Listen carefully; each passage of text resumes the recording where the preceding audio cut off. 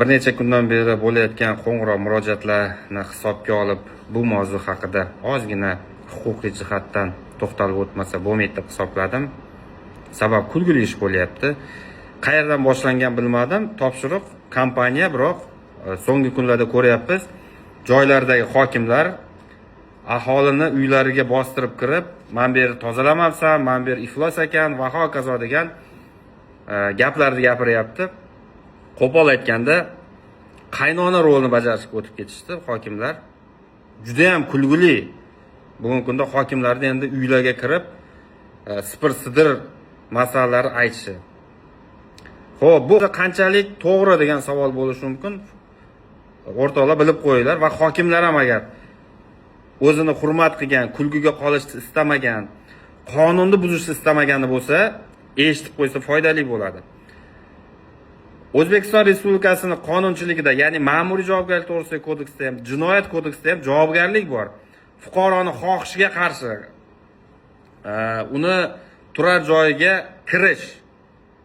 Bu agar mansabdor shaxs bo'lmasa, ma'muriy tartibda javobgarlikka tortib jarima qo'llaniladi.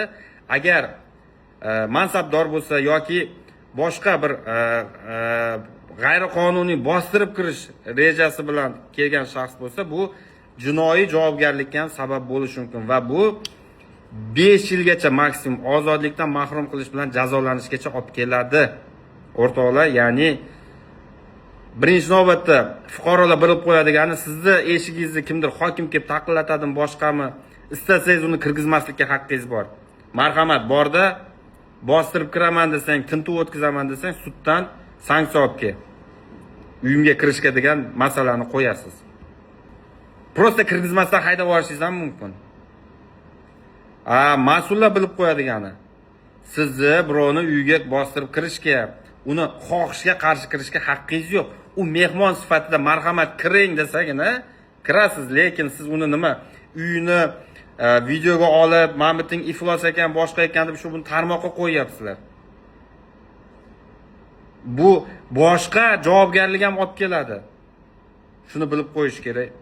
Ya'ni ayni paytda hokimlarni uyma-uy kirib, qaynona rolini bajarib qilayotgan harakatlari to'liq noqonuniy hisoblanadi.